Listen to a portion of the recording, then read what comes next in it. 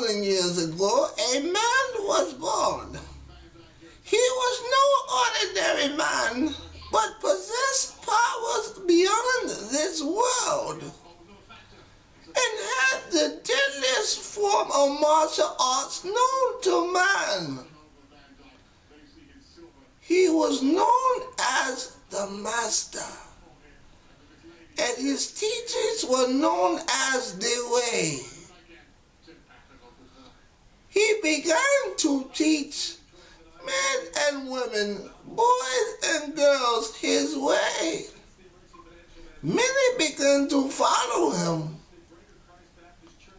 but many others of different clans were jealous of the man and all the attention he was getting. And so they began to plot to assassinate the Master. Finally, he was captured, betrayed by one of his own men. And thus, the Master was beaten. He was whipped. His beard was plucked out. He was hung naked in front of everyone, executed by hanging on a tree. And thus 3 hours later the Master died, and so did the teachings of the Way, or so they thought. But what they did not know is that the Master possessed the power to rise from the dead. And thus the Master began to teach other people the Way. And 40 days later, he disappeared from the earth. Now, 2,000 years later, the Way continues to be taught. One of his disciples of the Wine clan began to assemble 3 assassins: Timothy Brindle,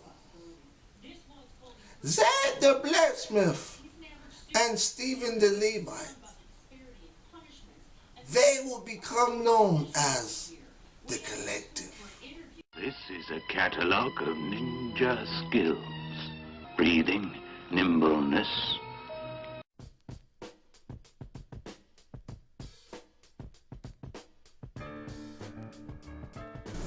Yeah, with this one, I really like Timothy Brindle. More of the intense Timothy Brindle style that we saw in Restoration. You know, I love Restoration, but this really gets him into that battle mode. Obviously, the Wu-Tang comparisons are a lot on this album. Really, this whole joint feels like a Wu-Tang Method Man with the voice sample. Stephen Levite, you know, once he starts doing that, running those words together, I don't know all the technical terms, but once he starts running them words together and them rhyme schemes and all that stuff, that fast flow, just ridiculous. That's why, in my opinion, he should have went last. Zay the Blacksmith, this is probably my least favorite verse from him on this project. I didn't like the whole incorporating the titles of the songs in this rap. He just wasn't intense enough on this song to me. And he's more intense on other verses, but on this one, he wasn't intense enough to me, so I really felt this verse the least, but it's definitely a dope Posse Cut.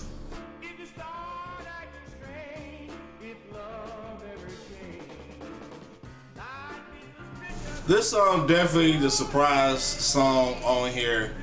Didn't expect this at all. Has sort of a Caribbean vibe. A very fun track, man. Like I said, I don't understand why Christian rappers don't like to have fun.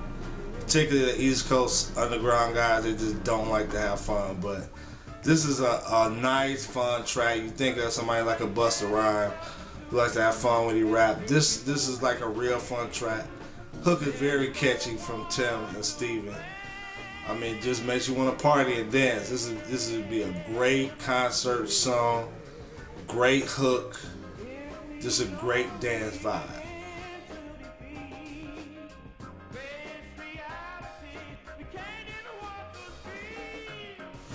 Now this joint really has sort of like an Al Green vibe. I'm not sure if that's what it was sampled. It has the horns in there, mixed with a little, I guess you could say, Asian guitar type vibe. I don't know if it's a sitar or what it is. Very boom bappish. Sound like something like Ghostface will rap over. Called Bad Words, and I guess a play on, you know, cuss words. So he uses different biblical examples of people who do these quote unquote bad words. So for example, the S word and the way he's using it is submit, or the F word, faithfulness, that sort of thing. He uses Old Testament examples to show how these people submitted or were faithful and how that should apply to our lives. Real dope song by Steven.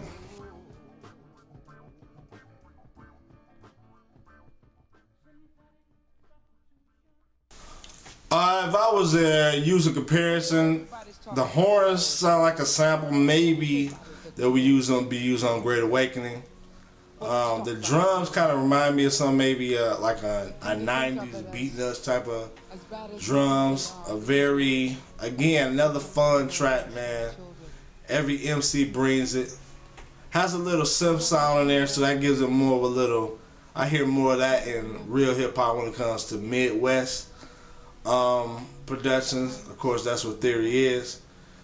So yeah, another dope track, man. I love the vibe of this. Every MC brings it on here.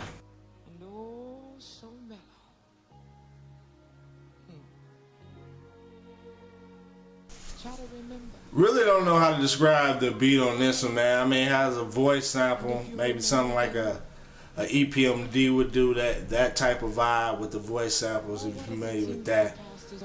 Just a really laid back track with the live drums, like African drum type of feel. Lyrically it's dope. Tim talks about heartbroken from Christ's perspective. They also give it from personal perspective. But yeah, this is a dope track by Zay and Tim. And if we had the chance to do it all again. Now this is DJ Essence. Definitely what I like about here, of course maybe we're going to talk about the sample, but what I really like on here is the drums, man.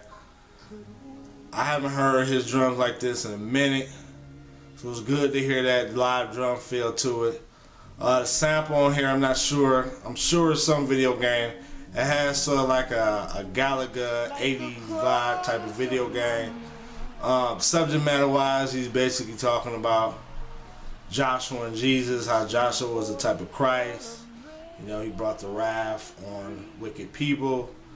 Jesus is going to do the same thing when he returns, the promises of God, etc., etc. This makes a comparison how Joshua was a type of Christ and Jesus. Dope song. Just love, again, Timothy Brindle's intensity. I love when he raps intense.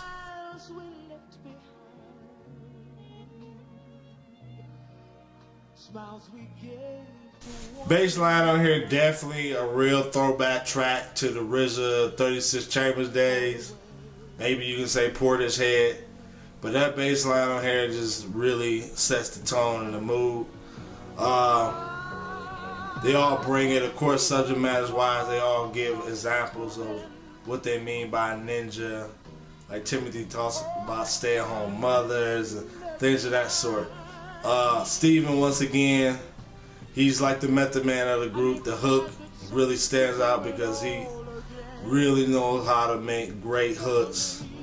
But yeah, the bass line is really the star on here, man. The whole vibe. 36 Chambers throwback on this one.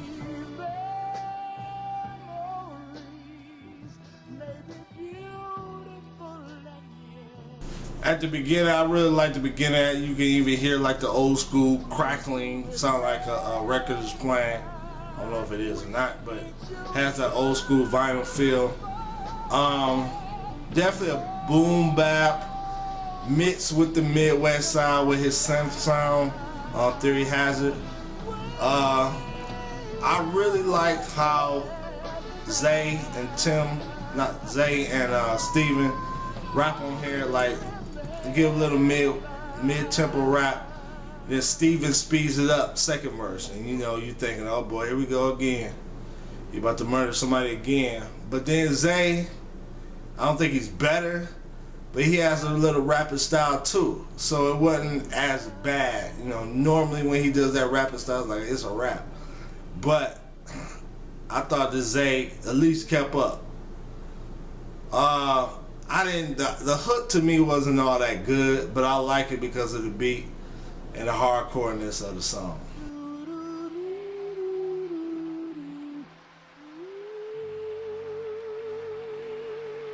Now the drum sample on here definitely has, I don't know if it's James Brown or not, but it definitely has some of those drums that you would hear on break beats and stuff like that, sort of like a Public Enemy type of vibe.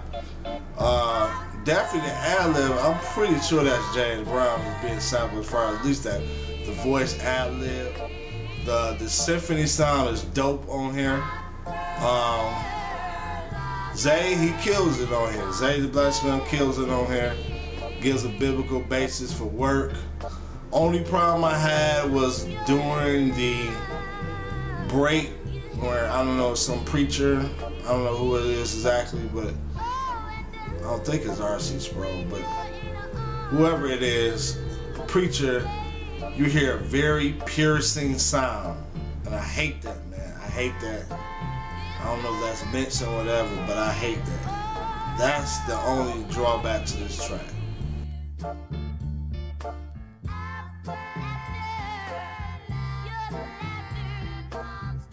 The song definitely a great way to end the album. Another dope Posse Cut.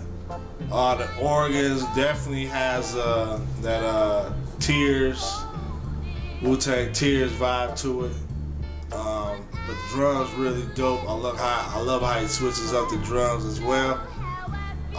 They all bring it. Zay, Tim, Steven, all bring it lyrically dope. I love Steven's fast flow the most though on here. Only drawback to this song is the mixing, man. Very low. Very low.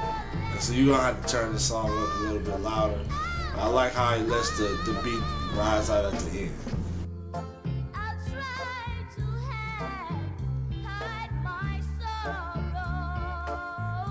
So in conclusion about this project, man, bottom line, if you're a fan of that 90s era, Wu-Tang era type of hip hop, you'll definitely enjoy this. Not just sonically, which Theory does a great job, as well as the other producers, but just the whole intense rap. We're gonna feed off each other, we're gonna spit, as well as have fun. To me, it's just not in Christian hip hop. A lot of these cats just don't sound like they're having fun to me. It's just too serious, man. Too serious. Why so serious? That's my man Joker saying. Why so serious? I hope Zay the Blacksmith, when he does another album, that he goes up with Theory or has beats like this. This is definitely his vibe, man. I was not really feeling Mosaic mixtape, but this is definitely his vibe. Good to see Timothy Brindle back to the more intense battle rap type of feel vibe. And I'm glad that the collective came together so that side of him comes out. Stephen Levite, man. There's nothing really to say. You know what he gonna do. Ain't nothing to say. But yeah, definitely go purchase his album if this is your vibe, alright? And the mixing. Okay, it wasn't as bad as previous projects. Not as bad, definitely not as bad as Stephen Levite's, but like I said, that last song should have been better. But on past projects, that last song, like almost the whole album be low like that. So definitely a better job at the mixing. But that's my thoughts. Love to hear yours. Proceed across the blog. Kobe sets them out. Triples. Listen. It's our secret.